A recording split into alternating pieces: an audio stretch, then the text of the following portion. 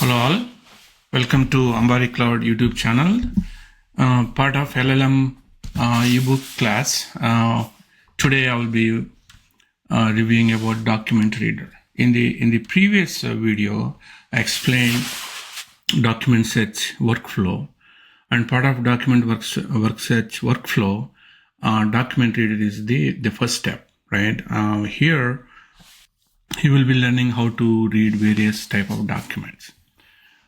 So why we need this? In building a document search system based on a large LLMs, large language models, the document reader plays a critical role in preparing raw documents data for use with vector database and LLMs.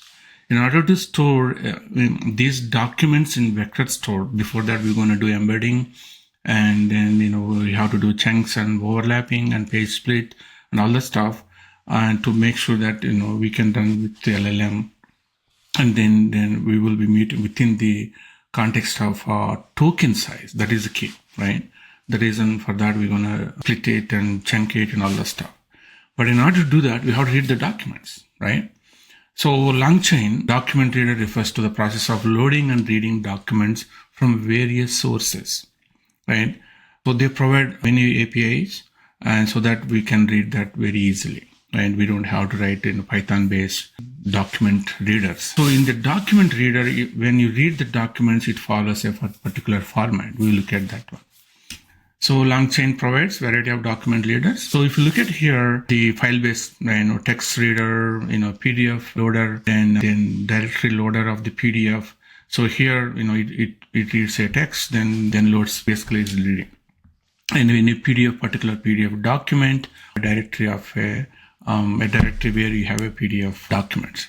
If you want to load a web page, or if you want to do Google Drive, you want to do S3, particularly when you're doing let's say you have a Parquet files in AWS and you want to load and then do chunk it and then load into vector store, then you can use S3 loader.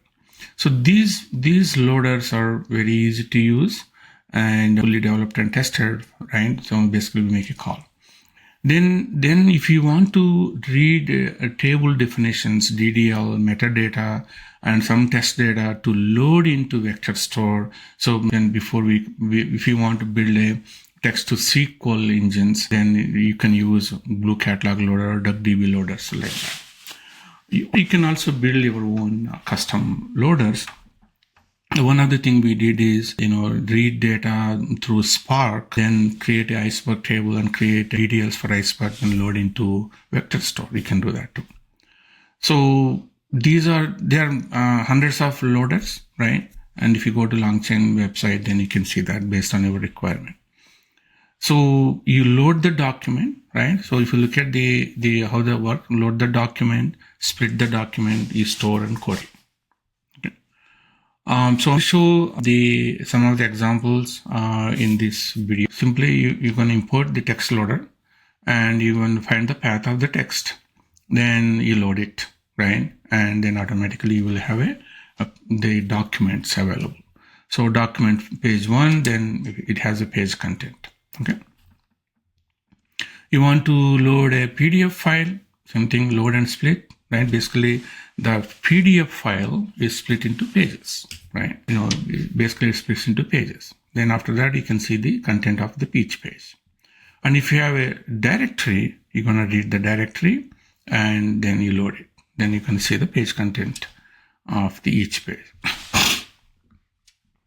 Then if you want to do a web loader, right, web-based, right, web page, then you can, give your web URL, then you can load into documents.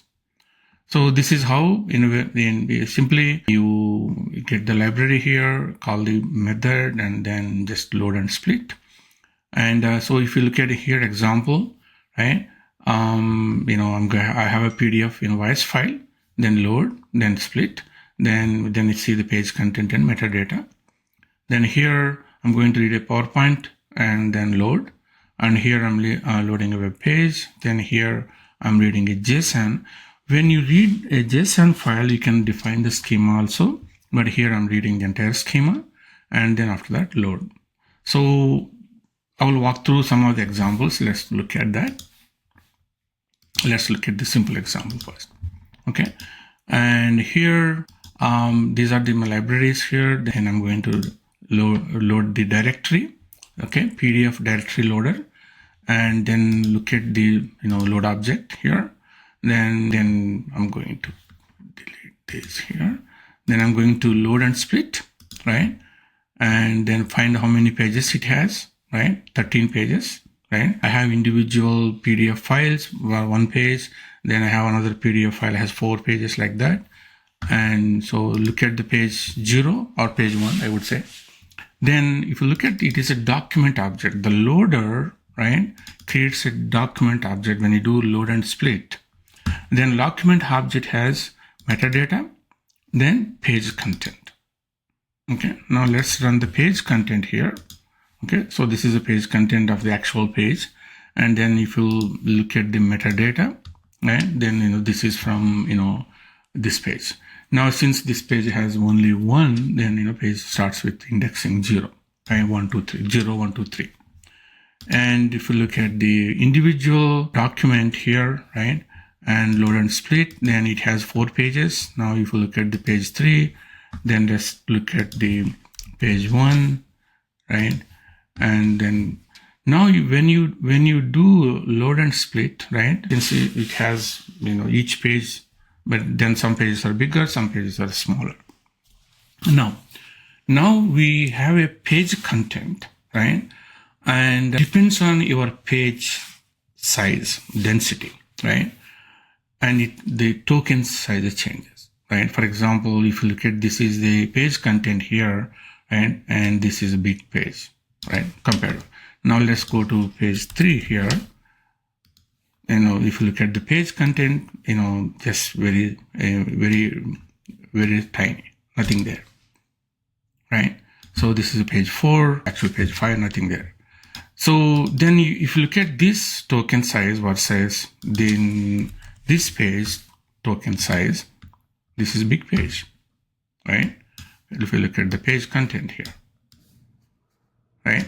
So you need to calculate each page after load and split, right? You need to create a small method, find out each page token size, right? Because if you have a very big page, and if you send many of these big pages to LLM, then you will get a token size problem, right? You don't want that kind of. So that's the reason. Then find out what is your token, what is the page size. Then later we're going to split into chunks, right? Then we talk about chunks and overlaps and all that stuff.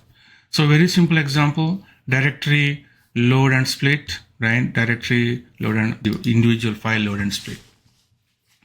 So some of the use cases you maybe is you just load a simple file and you want to do a summary, or you don't need to even do any vector store and all that stuff, or you have a very big document like 100 pages document. Then you want to send 100 pages document to LLM. You store and then you do whatever the context you are looking for. Then you send it to. That's how you build the applications. Because if you send a 100-page document, then LLM says, okay, the token size is overlapped. Okay. Now let's look at same example. So here invoices, load and split, and number of pages, page 0, and I look at the page content, then metadata, then I'm going to load again, same pages, right? And then if you look at here, I'm going to do web page. Okay, so this is a web page load and split. Now if you look at the web page here, okay, so this is metadata, right? And then if you look at then it provides the source and all the information. Then you go to the page content, here, right? Then you will get so metadata has a lot of based on your page design. Now look at the JSON loader, right? So here I'm using I want to show the difference between a JSON loader versus a Python JSON. So here JSON, simply load it, right? And then simply you're reading the JSON file. This is a typical Python projects we run. But if you do a JSON loader, right? Same data, if you look at here, but we use a document. So here metadata, then page content. right? So this is how we build. Now let's say you have some test data like this in your code, right? Or in your file. You want to manually build your document object, right? So here, your test data, then here, you instantiate document object, page content, metadata. Again, page content, whatever values you want to, concatenate and do things, right? And then metadata, then you're going to loop through, and then if you run it, then you're building your documents here, okay? So you can manually build your documents. So if you look at the document 0 here, and then this is a document, yes, I'm going to print, okay? So this is a page 1, first document, second document, third document. So here you have a list or maybe a string, whatever. You can manually build your document object. So this is about how to read the loader, basically different loaders, like JSON loader, PDF loader, text loader, web page loader. Then you have a glue. We will walk through the glue also later, and S3 and Google Drive, anything, PowerPoint, right? So those things. Then, or if you have a text here, right, and then how to build your document object. So once you build this document object, that means you read it. You have a pages. Pages are in the document format.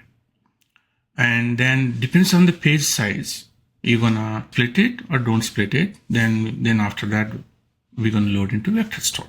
So this is how a document, the loader works on.